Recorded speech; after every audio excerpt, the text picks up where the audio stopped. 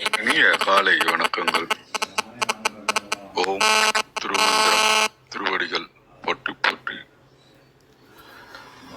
திருமந்திரத்தில் 4ஆம் தந்திரத்துல 5வது அத்தியாயமாக சக்தி பேதத்தில் 1070வது மந்திரம் என்று நாம் சிந்திக்க உள்ளோம். மேதாதி ஈரட்டும் ஆகிய மெல்லியல், மேதாதி ஈரட்டும் ஆகிய மெல்லியல், வேதாதி நூலின் விளங்கும் பராபரை, வேதாதி நூலின் விளங்கும் பராபரை, ஆதாரம் ஆகிய ஆய்ந்த பரப்பினல், ஆதாரம் ஆகிய ஆய்ந்த பரப்பினல், நாதாதி நாதாத்து நல்லருளாலே, நாதாதி நாதத்து நல்லருளாலே, அகாரம் முதல் உண்மணியை முதலிய 16 கலைகளும் தேவியின் வடிவம்ன்றாங்க. இப்ப சக்தி அப்படின்றது கலைகள் அப்படின்னு சொல்லும் போது அவள் தான் அங்கே வருகின்றாள், வடிவமாக வருகின்றாள். வேதம் முதலில் நூல்களில் பரமாகவும் அபரமாகவும் போற்றப்படுகின்றாள் தேவி. அப்ப வேத நூல்களை நம்ம பார்க்கிறோம் படிக்கிறோம் அப்படின்னா அதுலயும் அவ அபரமாகவும் பரமாகவும் இருக்கின்றாள். உயிர்களுக்கு ஆதாரம் இவளே, ஆக்டிவேஷன். ஏன்னா கல்லு உயிரற்றது, ஐடியலா இருக்கும். அதுக்கு ஆபரேஷன் வேணும்னா அதுக்கு சக்தி வேணும். அப்ப அந்த உயிர்களுக்கெல்லாம் சக்தி கொடுத்து கொண்டு இருப்பவள் யாருன்னா ஆதாரம் இவளே. நாதம் நாதாந்தம் இவற்றில் விளங்கும் சிவபெருமானுடைய அருட்சக்தியும் இவளே. 2 விஷயங்களும் எடுத்துக்கலாம். நாதமாகவும் நாதாந்தமாகவும் எங்கே எடுத்தாலும் சிவபெருமானுடைய அருட்சக்தியாக சிவபெருமானை உடனுடன் இருக்கின்றவளாக இருக்கின்றாள் அப்படின்னு இந்த பாடல் கூறுவதாக உணர்கின்றேன். மிக்க நன்றி. வாருங்கள் ஐயா. வணக்கம். கிருஷ்ணகுமார் ஐயா. நன்றி. திருமூலர் திருவடிகள். திருமூலரின் திருமந்திரத்தில் 4ஆம் தந்திரத்தில் 5வது அத்தியாயம் சக்தி வேதம் பாடல் 1070 பார்க்க இருக்கின்றோம். பாடல் ஒலிக்கின்றது.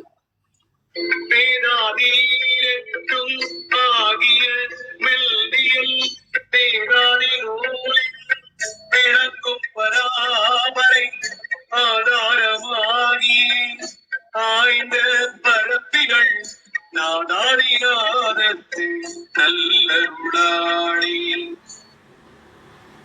மேதாதி ஈரட்டும் ஆகிய மெல்லியல், வேதாதி நூலில் விளங்கும் பராபரை, ஆதாரம் ஆகியே ஆய்ந்த பரப்பினல், நாதாதி நாதத்து நல்லருளாளே.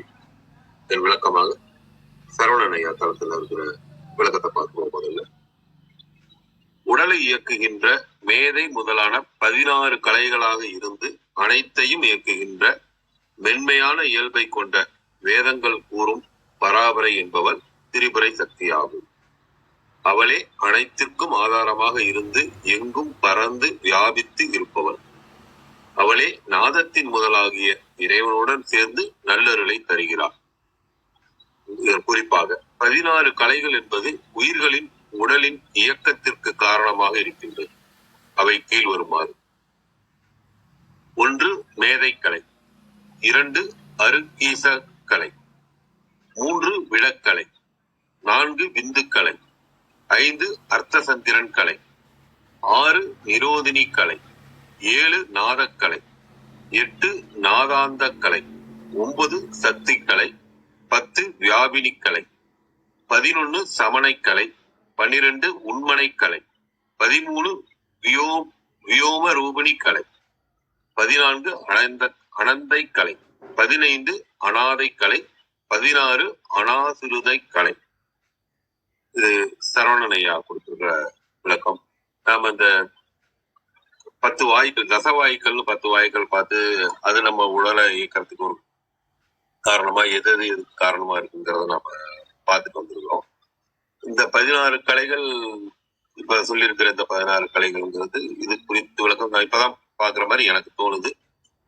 இதை பத்தி விளக்கம் வருகிற சான்றோர்கள் தரலாம். அம்மா கிருத்திகாம்மா பாருங்க.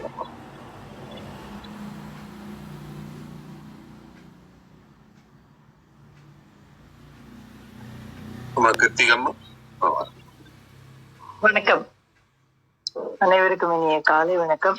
இது நம்ம ஏற்கனவே பார்த்திருக்கோம் ரத்னகுமார் ஐயா. நம்ம 4ஆம் தந்திரத்துல ஆரம்பத்திலயும் சரி, 3ஆம் தந்திரத்துல முடிவுலயும் சரி, நம்ம இந்த 16 கலைகளை வந்து ரொம்ப தெளிவா பார்த்திருக்கோம். அதுதான் இங்க நம்ம மீண்டும் வந்து உரையாசிரியர்கள் வந்து எடுத்து தராங்க நமக்கு. சரி சரி. நம்ம இன்னொரு சந்தர்ப்பத்துல இன்னும் கூட நம்ம தெளிவா பார்க்கலாம். பட் இது வந்து நம்ம எனக்கு தலைப்பு மறந்து போச்சு. ஆனா நம்ம அந்த 3ஆம் தந்திரத்துல ஒரு பகுதியில வந்து ரொம்ப கலைநிலைன்னே ஒண்ணு பார்த்திருக்கோம். அதுக்கப்புறம் சந்திர யோகத்துல பார்த்திருக்கோம். நிறைய இடங்கள்ல பார்த்திருக்கோங்க.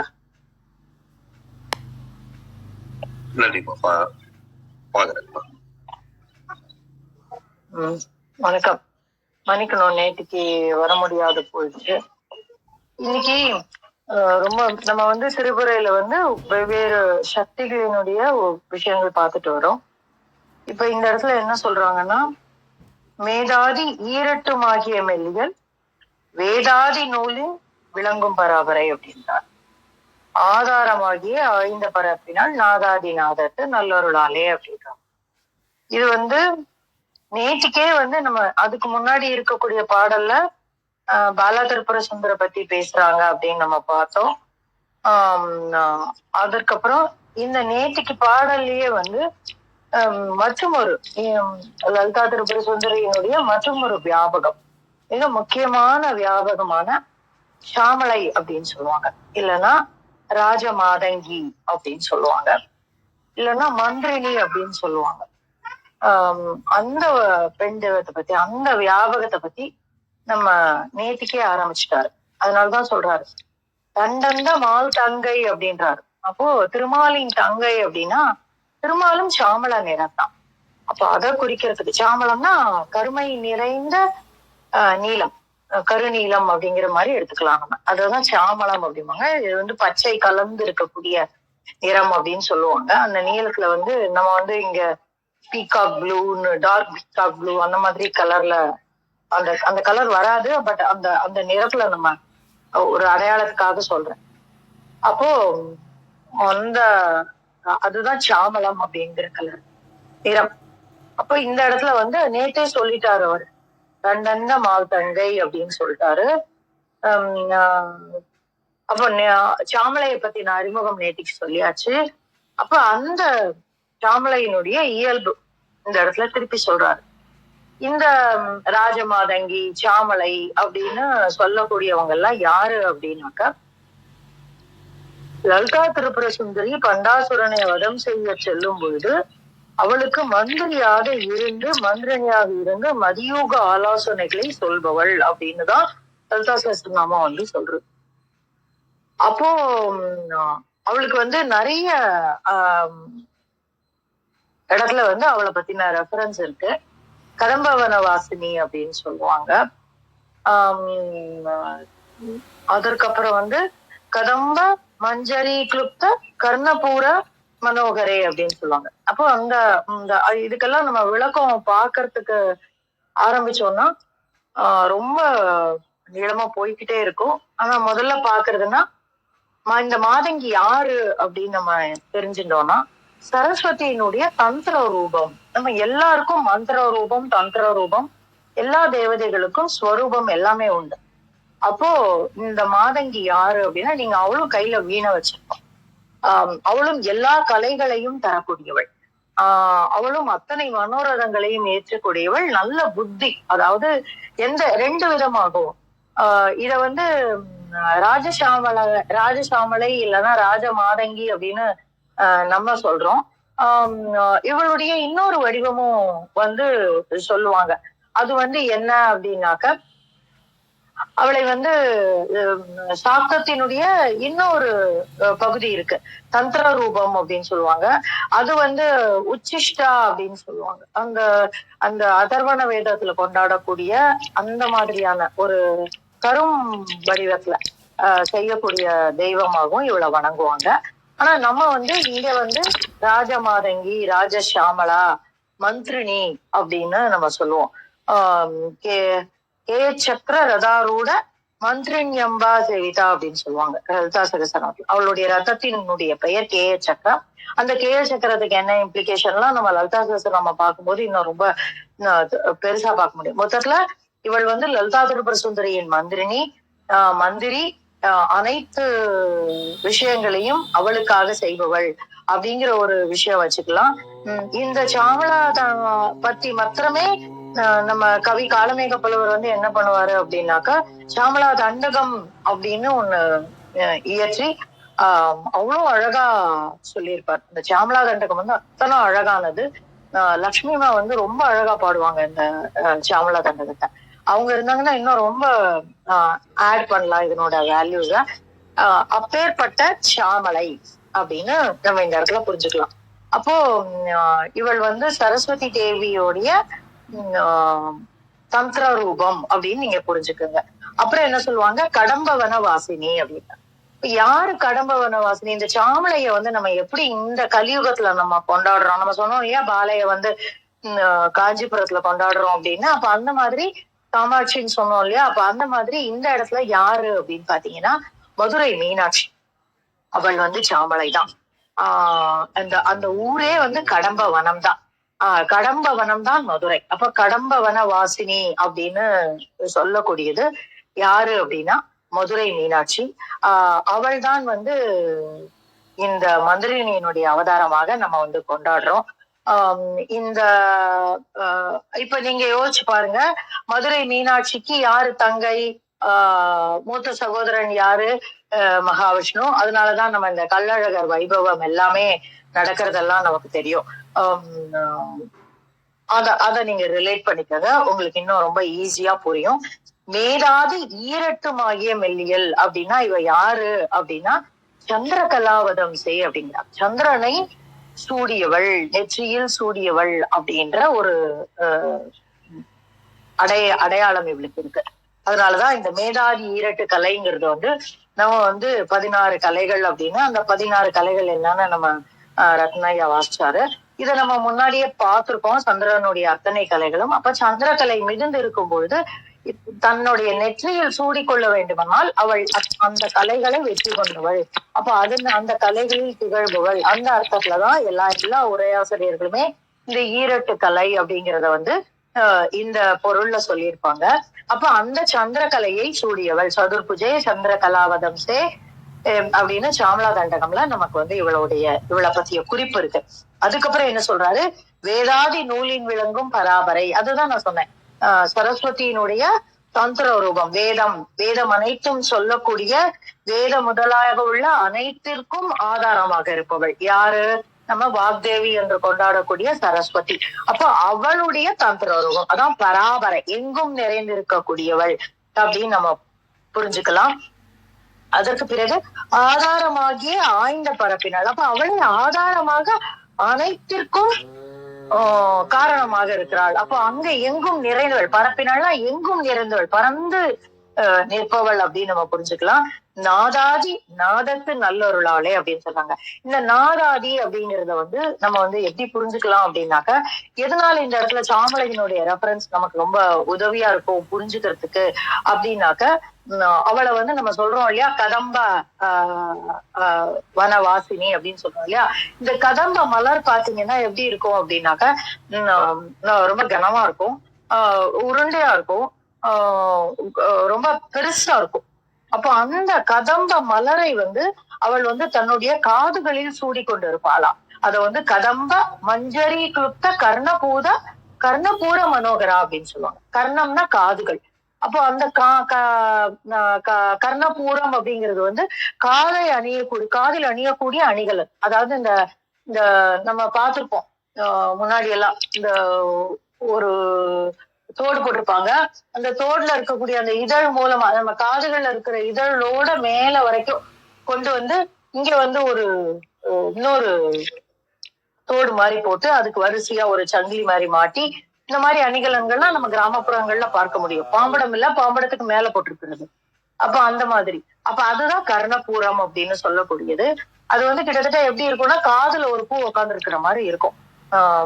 சோ இவ என்ன பண்றாளாம், கதம்ப மஞ்சரி கிளுப்த அப்படின்னா என்னன்னா அந்த பூ வந்து கொத்தா, மஞ்சரினா கொத்து. அப்ப கதம்ப மஞ்சரி கொத்து, அத்தனை கதம்ப மலர்களினுடைய ஒரு பெரிய கொத்து எடுத்து அவ காதுல வச்சிருக்கா அப்படின்னு சொல்லுவாங்க. அப்படின்னா என்ன அர்த்தம், அது வந்து காதுல வைக்க முடியுமானா பெரிய பூ அது. அப்ப அதை எப்படி காதுல வச்சுக்க முடியும் அப்படின்னா, அத்தனை பெரிய காதா அப்படின்னு கேட்டா அப்படி இல்ல, அத்தனை பெரிய காது இல்ல. காது வந்து நமக்கு நாதத்திற்கு அடையாளம். அப்ப அந்த அந்த அத்தகைய நாதாதி நாதம் அப்படின்னு சொல்றாங்க. அப்போ ஒரு ஒரு ஒரு ஒரு நம்ம இத 2 விதமா பார்க்கலாம். ஒண்ணு வந்து நம்முடைய மனதில் இருக்கக்கூடிய எந்த விஷயமும் நம்ம வாயை திறந்து சொல்லவே வேண்டாம். அப்படியே அவளுடைய காதுக்கு போய் சேர்ந்துடும். நம்ம மனசுல நினைச்ச அப்ப மிக நுண்ணிய காதுகளை உடையவள் அப்படின்னு ஒரு அடையாளம். இன்னொரு அடையாளம், நம்ம யோக பார்வையில பார்க்கும் பொழுது நாதாதி நாதத்திற்கு அழைத்து செல்லக்கூடிய தன்மையை உடையவள் அப்படின்னு நம்ம வந்து புரிஞ்சுக்கலாம். இத வந்து அபிராமி பட்டர் வந்து இன்னும் ரொம்ப அழகா சொன்னாரு. என்ன சொல்லுவாரு அப்படின்னா, மதங்கர் குல பெண்களில் தோன்றிய அப்படின்னு ஒரு வார்த்தையை உபயோகம் பண்ணுவாரு. ஏன்னா இவர் வந்து மதங்க முனிவருக்கு பார்வதி தேவி வந்து மகளாக பிறப்பார். எதுக்கு அப்படின்னாக்கா, மதங்க முனிவர் வந்து இதெல்லாம் திருவெண்காட்டுல நம்ம தமிழ்நாட்டுல நடந்த விஷயம். திருவெண்காட்டுல வந்து மதங்கர் இருந்தாரு. அந்த மதங்கர் வந்து மதங்க முனி இருந்தாரு. அவர் வந்து சிவபெருமான வந்து நீ எனக்கு மருமகனாக வர வேண்டும் அப்படின்னு பிரார்த்தனை பண்றாரு. அதற்காக தவம் பண்றாரு. அப்ப வந்து அவர் வரம் கொடுக்கிறாரு சிவபெருமான். பார்வதி உனக்கு மகளாக பிறப்பாள், அவள் பிறக்கும் பொழுது நான் அவளை வந்து மனம் செய்து கொள்கிறேன் அப்படின்னு சொல்லி வரம் கொடுப்பாரு. அப்ப பார்வதி வந்து என்ன சொல்லுவான்னா, நான் வந்து மாதங்கியாக மந்திரினி, அதாவது லலிதா திரிபுர சுந்தரி அவதாரம் எடுக்கும் பொழுது மந்திரினியாக வருவேன், அந்த மந்திரினி உனக்கு மகளாக பிறப்பாள் அப்படின்னு சொல்லுவாங்க. அதனாலதான் மாதங்கி அப்படின்னா அவளுக்கு ஒரு பேரு. எல்லா கலைகளிலும் அறிவுகளிலும் சிறந்து விளங்க அந்த மாதங்கியை தான் நம்ம வந்து வழிபடுவோம். அப்ப அததான் சொல்றாரு, கண்களிக்கும்படி கண்டு கொண்டேன் கடம் பாடவியில். பாடவி அப்படின்னா அடவி அப்படின்னா காடு. கடம் பாடவியில் பண்களிக்கும் குரல் வீணையும் கையும் வயோதரமும் மண்களிக்கும் பச்சை வண்ணமுமாகி மதங்கர்குல பெண்களில் தோன்றிய எம்பெருமாட்டி இதன் பேரழகே அப்படின்றாரு. அப்ப இவ கையிலயும் நாதம் இருக்கும், வீணை இருக்கும், அத்தனை அறிவுக்கும் சொந்தக்காரி. அப்போ இந்த இந்த மந்திரம் எல்லாம் சித்திக்கணும் நமக்கு. நம்ம எந்த மந்திரம் சித்திக்கணும் அப்படின்னாலும் நம்ம வந்து இவ்வளவு சோஸ்திரம் பண்ணினா எல்லா மந்திரங்களும் சித்திக்கும் அப்படிங்கறது தசமகா வித்யால மிக மிக முக்கியமான ஒரு குறிப்பு. ரொம்ப அற்புதமானவள். அவளை வந்து நம்ம பேசும்போதே எப்படி இருக்குன்னு பாருங்களேன். நான் அந்த பேரை சொல்லும் போதே அப்படியே உடல் எல்லாம் சொல்லியிருக்கோம், ராஜமாதங்கி, ராஜசியாமலை. ஏன்னா மந்திரணி இல்லையா, அப்ப அரசருக்கு ஒப்பான ஆளுமையும் அரசருக்கு ஒப்பான கம்பீரமும் அதே சமயம் சர்வ வல்லமைகளும் அருளும் பொருளும் நிறைந்தவள் அவள். அதனால மதுரை மீனாட்சிய வந்து நம்ம அப்படி கொண்டாடுறதுக்கு காரணம், அவ வந்து பேரழகி, பேரரசி அவள் இல்லையா. அப்ப அந்த மீனாட்சி வைபவம் எல்லாம் நம்ம பார்க்க ஆரம்பிச்சோம்னா இன்னும் நீண்டு போகும். மொத்தத்துல ராஜமாதங்கினா மீனாட்சி அப்படின்னு நீங்க மனசுல பிக்ஸ் பண்ணிக்கோங்க. திருப்பி போகும்போது நீங்க அவகிட்டயே சொல்லுங்க, எனக்கு நீ உன்னோட உருவத்தை காமி. அவளுக்கு வந்து 6 விதமான அலங்காரம் பண்ணுவாங்க மீனாட்சிக்கு. இன்னைக்கும் நடக்கிற விஷயம் அது. அதுல பாத்தீங்கன்னா ஒரு அலங்காரம் வந்து சாமலை அலங்காரம். அப்பவே நம்ம தெரிஞ்சுக்கலாம் இது எவ்வளவு முக்கியமான ஒரு பகுதி அப்படின்னு சொல்லிட்டு. அப்ப திருமந்திரத்துல வந்து திருமலர் இதெல்லாம் நமக்கு காமிச்சு தராரு. அந்த சும்மா எல்லாம் சொல்லல, தமிழில் இருக்கக்கூடிய சாத்த நூல் அப்படின்னு. ஏன்னா ஒரு இதையும் ரொம்ப நுணுக்கமா உள்ள போய் சொல்லியிருக்காரு. அப்போ அப்பேற்பட்ட ஒரு மந்திரம் இது. ரொம்ப அழகா நம்ம இதை வந்து வெளிப்படையான ஒரு பொருள் இருக்கு. ஆனா இந்த பொருளை வந்து நம்ம உள்ள பயணிக்கும் பொழுது அந்த ராஜமாதங்கிங்கிற அந்த விஷயம் வந்து ரொம்ப ஆழமாக போகக்கூடியது. நான் வந்து அதுல வந்து ஒரு 0.0001% கூட சொல்லல. அவ பேரை மாத்திரம்தான் நான் இப்ப உருப்படியா சொல்லியிருக்கேன், வேற எதுவுமே சொல்லல. நான் மீதம் எல்லாம் அன்னையே உங்களுக்கு விளங்கி வைப்பாள் அப்படிங்கறதான் என்னோட எண்ணம். ஏன்னா அப்படிதான் எனக்கு விளங்கி வைத்தாள். சோ அந்த மாதிரியான ஒரு அறிமுகத்தை திருமூலர் வந்து நமக்கு செய்து தருகிறார். அதற்காக அவருடைய காலடி பற்றி வணங்கி இந்த நாளை தந்தமைக்கு நன்றி கூறி என்னுடைய பகிர்தலை மட்டும் கொள்கிறேன். நன்றி. ரொம்ப மீனாட்சியோட சித்திர வடிவங்களை இத்தனை வடிவங்களை சொல்றாங்க, இருக்கிறாங்க, நாம இப்படி பார்க்கணும் அப்படிங்கறத புரிதா சொல்லியிருக்கீங்க. இந்த 16 கலையில வந்து இந்த விந்துக்கலை, நாதக்கலை, அநாதக்கலை, சக்திக்கலை இதை பத்தி எல்லாம் நம்ம பார்த்த ஞாபகமா இருக்கு. இந்த 16 கலை எனக்கு தெரியல. ஒருவேளை நீங்க சொல்ற மாதிரி நம்ம திரும்ப திரும்ப பார்க்கணும்,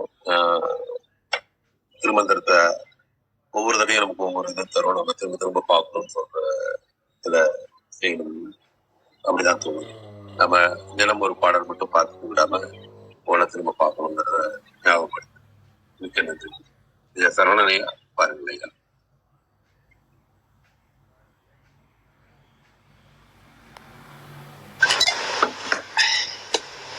வணக்கம். இந்த பாடல் இந்த 3வது தந்திரத்தில் அம்மா எந்த பாடல் நினைவில்லைன்னு சொன்னாங்க. ஸோ 713 கலைநிலையில் இருக்கும் இந்த இடத்துல. காக்கலுமாகும் 713வது பாடல் இதை பத்தி வரும். ஆமாம்மா 713 காக்கலுமாகும் காரணங்கள் 4ஐயும் காக்கலுமாகும் கலை 16ஐயும் அப்படின்னு குறிப்பிட்டிருப்பார். ஸோ காக்கலுமாகும் கலந்த நல்வாயும் காக்கலுமாகும் கருத்துர நிற்றலே. எப்படி இந்த 16 கலைகள் வந்து ஒரு காத்து கொண்டு இருக்கிறது கலைநிலையாக நாடிகள் நம்ம உடம்புல எப்படி அது காத்துக்கிட்டு இருக்கு அப்படின்றத குறிக்கக்கூடிய ஒரு பாடல் அது 713. ஏன்னா உடல் செயல்பட்டு இருக்குல்ல, நம்ம எல்லா உடலுமே அந்த உடலுக்குள்ள ஏகப்பட்ட செயல்கள் நடந்துக்கிட்டே இருக்கு. ஒவ்வொரு செயலும் வேறு வேறு நிலைகளில் தான் செயல்படுது. எல்லாவற்றுக்கும் ஒரே மாதிரி செயல்படுதுன்னு சொல்ல முடியாது. இப்போது பெட்ரோல் போடுற வண்டியில் ஓடுற கார் பெட்ரோலில் தான் ஓடும், டீசலில் ஓடுற வண்டி டீசலில் தான் ஓடும், கேஸில் ஓடுற பொருள் கேஸில் தான் ஓடும் இல்லைங்களா? அப்படி உடம்புல ஒரு ஒரு பகுதியும் வந்து ஒரு ஒரு சக்தி ஓட்டத்தில் ஓடிக்கிட்டு இருக்கு. ஸோ அப்படி பார்த்து பிரித்து பார்க்க முடியுது. ஸோ 16 வகையான சக்தி மையங்கள் இருக்குது இந்த இடத்துல அப்படின்னு எடுத்துக்கலாம். ஸோ அம்மா வந்து ராஜ மாதங்கி அப்படின்னு சொல்லி ஒரு இது சொல்லியிருந்தாங்க. சில பேருக்கு ஒரு கேள்வி வந்து தோணலாம், இந்த பாடலில் ராஜ மாதங்கின்னு பேர் எங்கேயுமே வரலையே அப்படின்னு சொல்லி ஒரு கேள்வி வரலாம். ஸோ அதற்காக நான் அதை சொல்லிட்டு அப்புறம் ஆரம்பிக்கலான்னு சொல்லிட்டு யோசித்தேன். ராஜ மாதங்கி, மாதங்கினா என்ன பொருள் இந்த இடத்துல அப்படின்னா, தீமையை ஏற்றுக்கொண்டு நன்மையை கொடுப்பவள்னு பொருள். யாரு? மாதங்கி அப்படின்னா. இப்போ ராஜ மாதங்கினா இந்த இடத்துல அவள் தான் ஆட்சி செய்யக்கூடியவள். இந்த இடத்துல ஆட்சி செய்யக்கூடியனா அவளுக்கு கீழே ஒரு வேலையாள் இருப்பாங்க. ஸோ அப்படி 16 வேலையாட்கள் இருக்காங்க இந்த இடத்துல. அவளுக்கு ராஜாவை தான் இந்த இடத்துல 16 பேருக்கும் கட்டளை இட்டுக்கிட்டே இருக்கா. 16 பேர் தங்களுடைய செயல்களை செஞ்சுக்கிட்டே இருக்காங்க. அதன் வழியாக இருக்கக்கூடிய தீமைகள் எல்லாத்தையுமே ஏற்றுக்கொண்டு நன்மையை மட்டுமே கொடுத்து கொண்டே இருப்பவள் அப்படின்னு புரிஞ்சுக்கலாம் இந்த இடத்துல ராஜா மாதங்கி. ஸோ நம்ம உடம்புக்குள்ள அப்படி தான் இருக்குது. 16 வகையான இயக்க செயல்கள், 16 சக்தி மையங்கள் இருக்குது. அப்படி புரிஞ்சுக்கலாம். இப்படி புரிஞ்சுக்கிட்டோம்னா இது புரியும். ஏன்னா இந்த 16 கலைகள்ன்றதுனா என்னென்னு நிறைய பேருக்கு தெரியாது. சைவ சித்தாந்தம் படித்தவங்களுக்கு தான் புரியும், படிக்காதவங்க யாருக்குமே புரியாது. ஒவ்வொரு பேருக்கும் அந்த பேரே புதுசாக கேள்விப்பட்ட மாதிரி இருக்கும் இந்த இடத்துல. திருமந்திரம் படிக்கிறவங்களுக்கு தெரியும் இந்த பேர், புதுசாக இருக்கவங்களுக்கு புரியாது. ஸோ அவங்களுக்கு புரியணுன்றதுக்காக தான் அது சொல்ல வருது. ஸோ இந்த 16 கலைகளுமே 16 சக்தி மயங்கள் அப்படின்னு சொல்லி வச்சுக்கலாம். 16ஐயும் இயக்கக்கூடியது இந்த ராஜமாதங்கி அப்படின்னு நம்ம இன்னும் நல்லா தெளிவாக புரிஞ்சுக்கலாம். மேலும் இந்த 16 கலைகள் சக்தி மயமாக இருந்தாலும் சைவ சித்தாந்தத்தில் இதை பிரணவ கலைகள் அப்படின்னு சொல்லி சொல்கிறாங்க. பிரணவ கலைகள் அப்படின்னு சொல்லப்படும்போது உடம்பை இயக்குது இந்த சக்தி தான். இப்போ உடம்பை இந்த சக்தி இயக்கிக்கிட்டே இருக்குது. அம்மா ஆர்டர் கொடுத்துக்கிட்டே இருக்கா, நீ இதை செய்ய அதை செய்யின்னு 16 பேருக்கும் ஆர்டர் கொடுக்குறா. அப்போ அந்த சக்திக்கு ஏதோ ஒன்று பேக்ரவுண்ட் ஒரு இயக்க வேணும்ல. ஒரு பெட்ரோலோ டீசலுக்கு ஒரு பொருளுக்கு தேவைப்படாதுக்கு இயக்கம் வேணும் இல்லையா? அது எது இயக்கம்னா இதில் மூச்சு காற்று தான். அதனால தான் அந்த பிரணவ கலைகள்னு சொல்கிறாங்க. நம்ம மூச்சு காற்று விடுறோம் இல்லையா, இந்த சாதாரணமாக நம்ம விடுற மூச்சு காற்று சூரியகலை சந்திரகலைன்னு சொல்லிடுவோம். ஸோ இடப்பக்கம் வலப்பக்கம் 2 வகையான மூச்சு காற்றுன்னு சொல்லுவோம். ஆனால் அதை இன்னும் ரொம்ப ஆழ்ந்து ரொம்ப பார்த்தோம் அப்படின்னா 16 வகை இருக்குது இந்த மூச்சு காற்றுல. ஸோ 16 வகையான மூச்சு காற்று.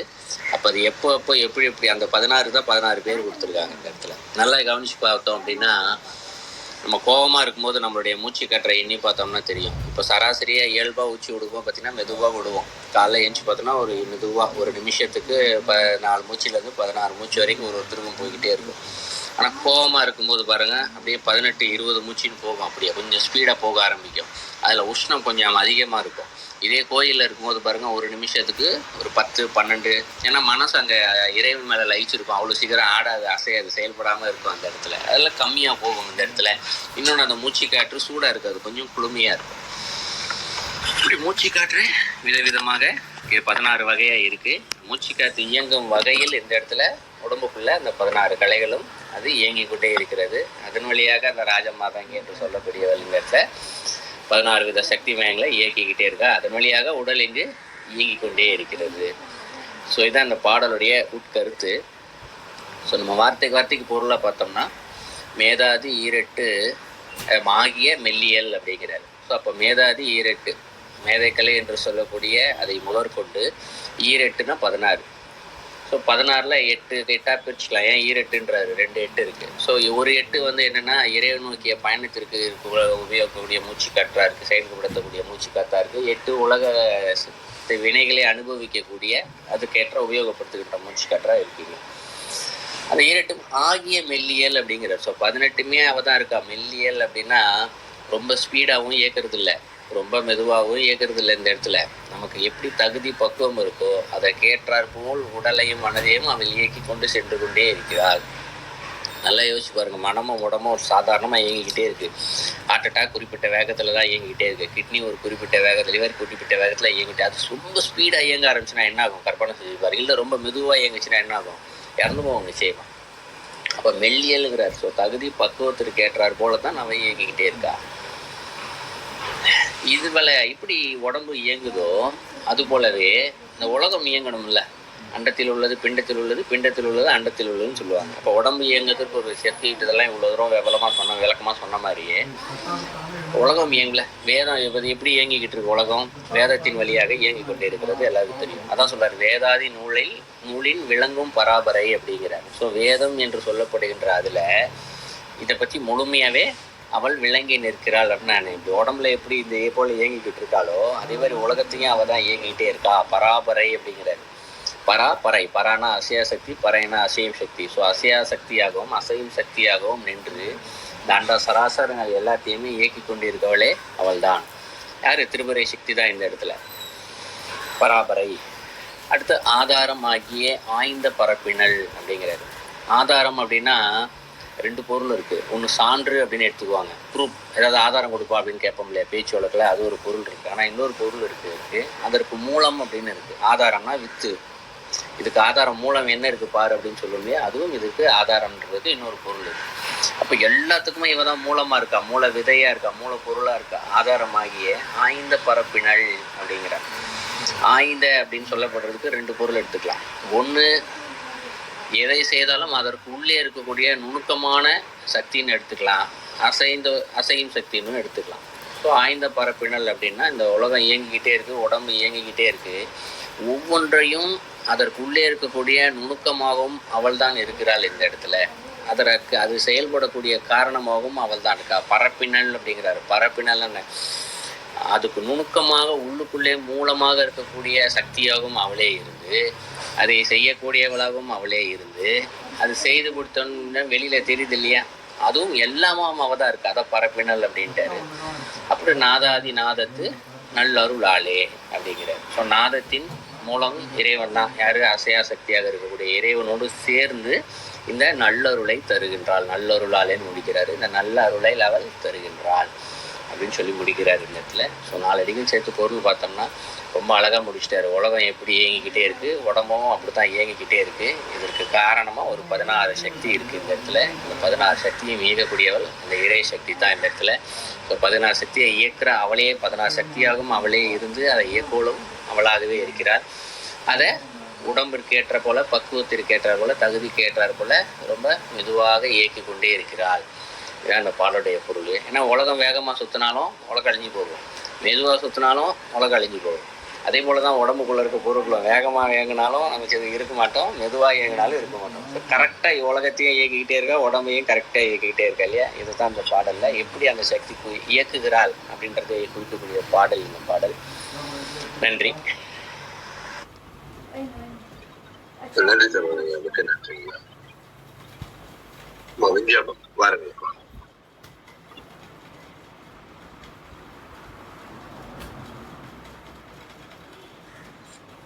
அனைவருக்கும் வணக்கம். ஓம் நமச்சிவாய போற்றி, ஓம் நம சிவாய போற்றி, ஓம் திருமுலரே போற்றி. 1070வது திருமந்திரம். மேதாதி ஈரெட்டுமாகிய மெல்லியல், வேதாதி நூலின் விளங்கும் பராபரை, ஆதாரமாகிய ஆய்ந்த பரப்பினள் நாதாதி நாதத்து நல்லருளாளே. மேதை என்பதனுடைய பொருள் அறிவு, இன்னொரு பொருள் சுத்த வித்தை. மேதை முதலான தத்துவங்கள் 16க்கும் தலைவி, வேதாந்த சாரமாக விளங்குபவள், உலக உயிர்களுக்கெல்லாம் ஆதாரமாய் விளங்குபவள் பராசக்தி, நாதாந்த சொரூபமாக விளங்கும் சிவபரம்பொருளுக்கு அருள் சக்தியாக அமைந்து அருள் புரிபவளும் திரிபுரை இவளே என்று திருமூலர் திருமந்திரத்தில் பதிவு செய்துள்ளார். இன்னொரு உரையாசிரியரின் பொருள், உணர்த்துமை 5ம் உணர்வுமை 7ம் உட்கலன் 4ம் ஆக 16 மெய்களும் அம்மையால் இயக்கப்படுகின்றன. அதனால் அம்மெய்யினை அவளாகவே கூறுவர். உலகு உயிர்கட்கு ஆதாரமாய் எங்கும் செறிந்தவள், ஒளியும் அப்பால் ஒளியுமாகிய நாதாந்தத்தள் அவள் நமக்கு நல்லருள் புரிவாள் என்று விளக்கம் கூறியுள்ளனர். இதற்கு கொஞ்சம் இணையான பாடல் அபிராமி அந்தாதி 54வது பாடல். இல்லாமை சொல்லி ஒருவர் தம்பார் சென்று இழிவுபட்டு நில்லாமை நெஞ்சில் நினைகுவரேல் நித்தம் நீடு தவம் கல்லாமை கற்ற கயவர் தம்பால் ஒரு காலத்திலும் செல்லாமை வைத்த திரிபுரை பாதங்கள் சேர்மின்களே. ஒருவர் தம்பார் சென்று இல்லாமை சொல்லி இழிவுபட்டு நில்லாமை நெஞ்சில் நினைகுவரேல்.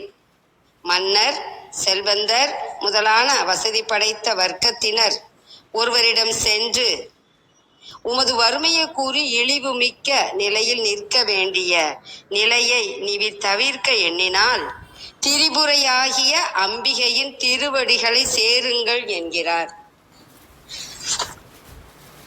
நித்தம் நீடுதவம் கல்லாமை கற்ற கயவர் தம்பால் ஒரு காலத்திலும் செல்லாமை வைத்த திரிபுரை பாதங்கள் சேர்மீன்களே. எக்காலத்திலும் நெடிய தவம் புரிய பயிலாமை என்ற கல்வியை கற்ற கயவர்களிடம் ஒருபோதும் அடியார்களை செல்லாத நிலையில் வைத்து அருளும் திரிபுர சுந்தரியின் திருவடிகளை சேர்வீர்களாக என்கிறார் அபிராமப்பட்டர். நாமும் அம்மையின் அருள் பெறுவோம், நல்வாழ்வு வாழ்வோம். நன்றி, வணக்கம். சிவசிவ. திருச்சிற்றம்பலம். நன்றி வித்தியாசம்.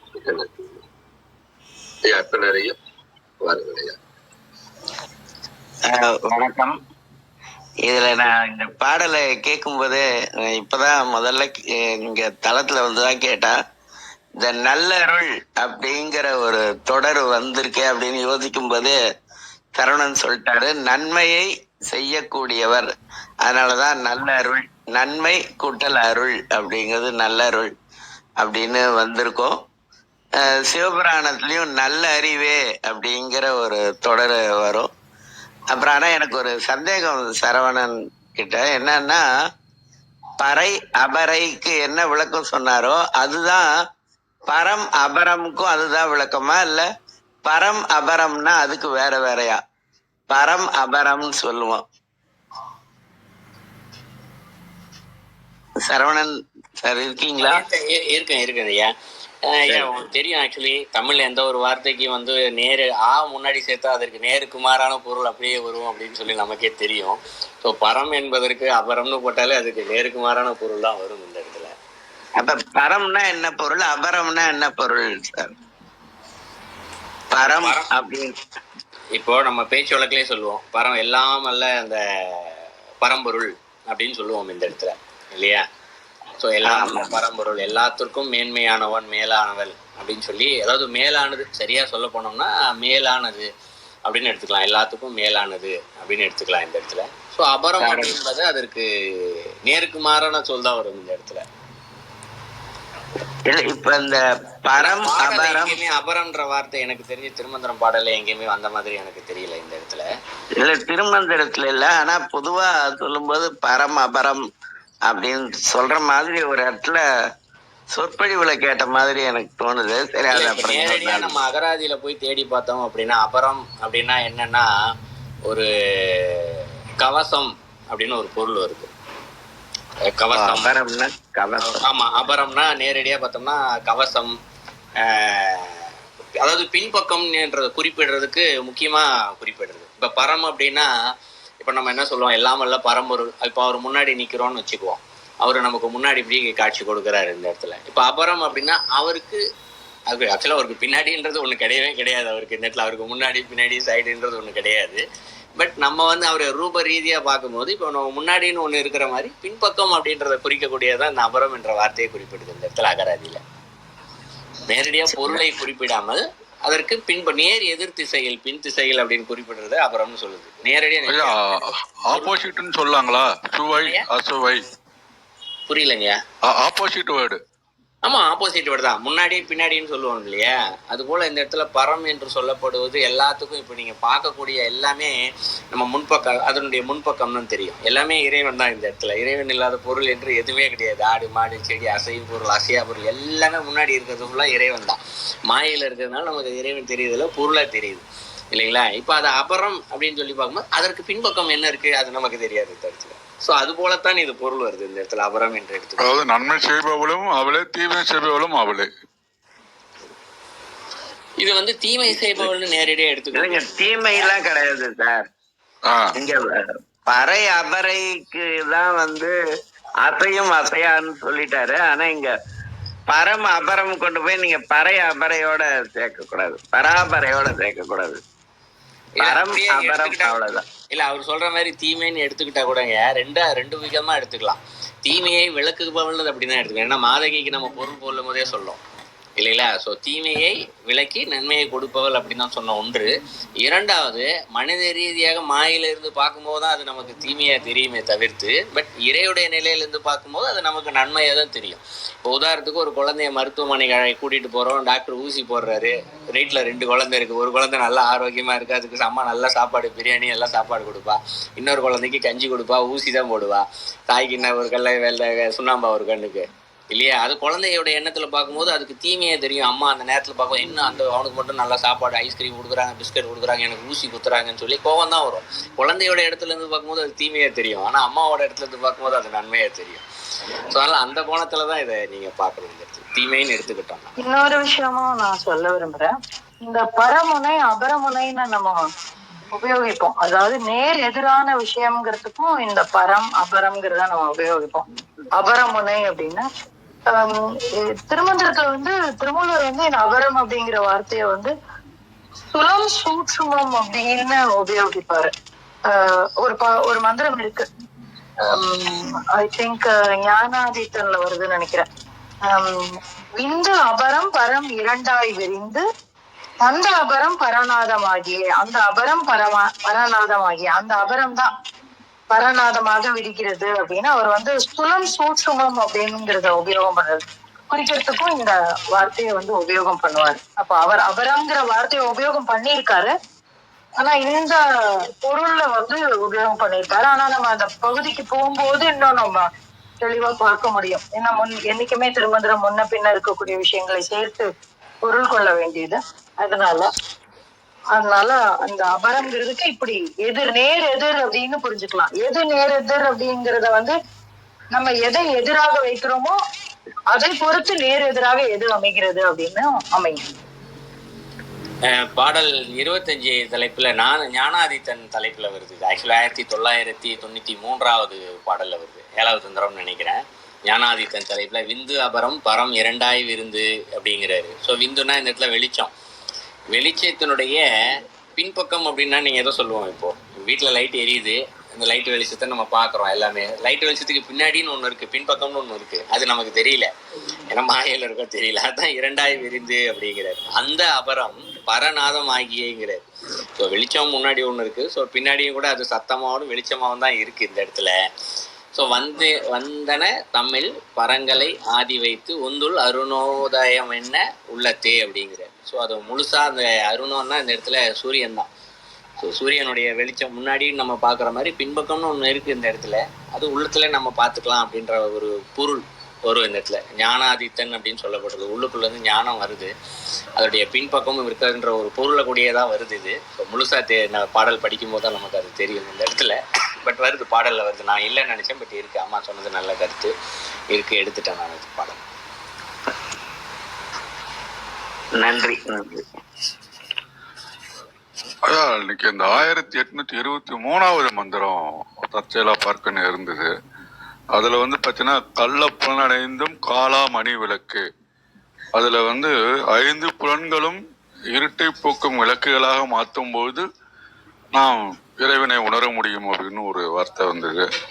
அதுல பாத்தீங்கன்னா கண்ணால் அழியக்கூடியது விட்டில் பூச்சி, நாசியால் அழியக்கூடியது வண்டு, வாயால் அழிவது மீன், காதால் அறிவது அசுன பறவையாம்.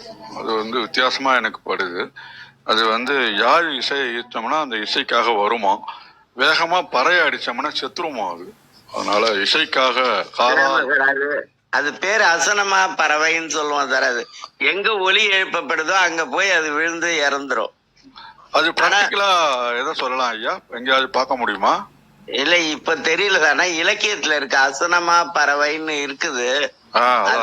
எனக்கு ரொம்ப ஆச்சரியமா இருக்கு. விரும்பி அந்த மேலம் அடிக்கிற இடத்த நோக்கி விரும்பி போய் அங்க விழுந்து இறந்துரும்னு இருக்கும். அது அதான் உடம்பால அழியக்கூடிய இன்றைக்கும் அந்த நிகழ்வு இருக்குன்னு நினைக்கிறேன். அந்த பறவைகள் வந்து என்ன சொல்லுவாங்கன்னா, சஹேத்ரி மலை அப்படின்ற ஒரு நம்ம மேற்கு மும்பை பகுதியில இருக்கக்கூடிய சஹ்யாத்ரி மலைத்தொடர் அப்படிம்பாங்கல்ல, அந்த சஹ்யாத்ரி மலைத்தொடர்ல 6 கலக்கக்கூடிய ஏதோ ஒரு இடத்துல அந்த ஒரு மலை இருக்கிறதாவும், அந்த மலையுடைய இந்த ஒரு ஏதோ ஒரு பறவை, அது என்ன சீசன்லாம் எனக்கு தெரியாது, ஆனா அந்த சீசன்ல வந்து இந்த மாதிரி நிறைய பறவைகள் வந்து அந்த மலையில முட்டி அங்கேயே விழுந்துரும். அதுக்கு காரணம் வந்து இந்த காற்று, அந்த நீரு, அந்த ரெண்டும் சேர்ந்து அந்த எழுப்பக்கூடிய அந்த ஓசை அந்த மலையில பட்டு எதிரொலிச்சு அந்த பறவைகளை ஈர்த்து அங்க வந்து விழும் அப்படின்னு நான் கேள்விப்பட்டிருக்கேன். கண்டிப்பா இது வந்து கவிதை மூலமா கேள்விப்பட்டேனா இல்ல உண்மையான விஷயமா அப்படின்னு எனக்கு தெரியல. ஆனா இது பதிவு பண்ணிருக்காங்க. இதுக்கு ஆதாரம் இருக்கா நம்ம இனிமேதான் தேடி பார்க்கணும். ஆனா இப்படி ஒரு நிகழ்வு வந்து நான் வாசிச்சிருக்கேன்.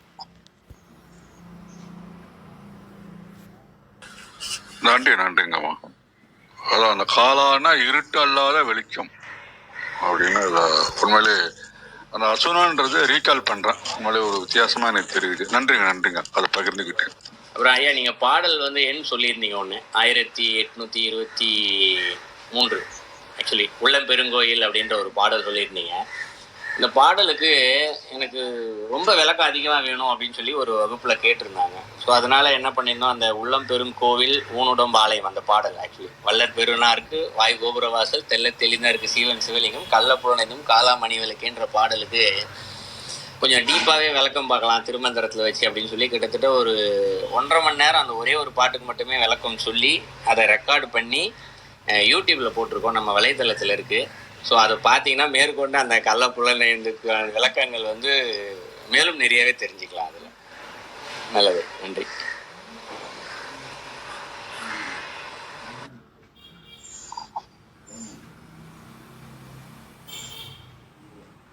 ஏன்னா அதில் வேறு சில தகவல்லாம் கூட கொடுத்துருப்போம்.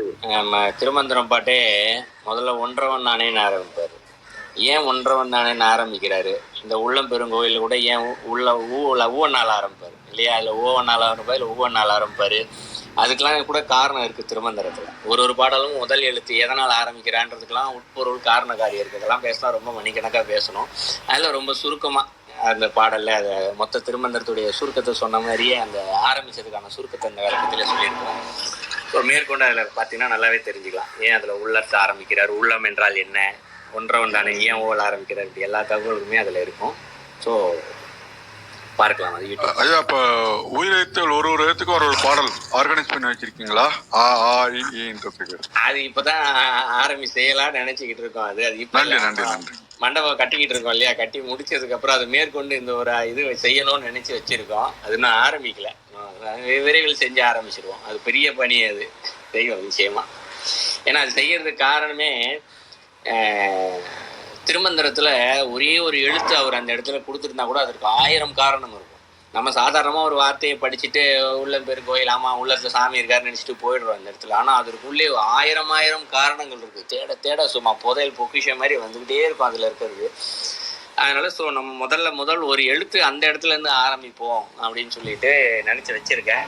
அது எப்போ இறைவனரால் சுற்றி வருதோ தெரியல, பார்ப்போம்.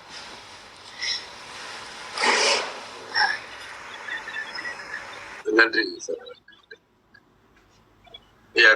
நீங்க தொடர்ந்து. வணக்கம் சார், கேக்குதா? கேக்குதுங்க. சரி சரி. இது என்னோட மொபைல்ல ஒரு சிக்கல், அதனாலதான் அது கேக்குதான்னு எனக்கு தெரியல. அதனால சரி. இன்றைக்கு நம்ம ஓத போற பாடல் வந்து அபிராமி அந்தாதியோட 15வது பாடல். இந்த சக்தி வேதம் தொடங்கின நாள் தொடங்கி அபிராமி அந்தாதியோட காப்பு செய்யுள்ள இருந்து அப்படியே நிரல் பட, அதாவது வரிசையா பார்த்துக்கிட்டே வரோம், ஓதப்பட்டு வருகிறது. அதனால இன்னைக்கு 15வது பாடல். தன்னழிக்கு என்று முன்னே பல கோடி தவங்கள் செய்வார், மண்ணளிக்கும் செல்வமோ பெறுவார். தவங்கள் செய்வார், செல்வமோ பெறுவார். தன்னழிக்கு என்று முன்னே பல கோடி தவங்கள் செய்வார், மண்ணளிக்கும் செல்வமோ பெறுவார். மதிவானவர்த்தம் விண்ணளிக்கும் செல்வம் அழியா முத்தி வீடும் அன்றோ. தன்னழிக்கு என்று முன்னே பல கோடி தவங்கள் செய்வார், மண்ணளிக்கும் செல்வமோ பெறுவார். மதிவானவர்த்தம் விண்ணளிக்கும் செல்வம் அழியா முத்தி வீடும் அன்றோ. பண்ணளிக்கும் சொற்பரிமலை யாமலை பைங்கிளியே. சிவா திருச்சிற்றம்பலம். நன்றி. நன்றி அத்தனாரியா, மிக்க நன்றி.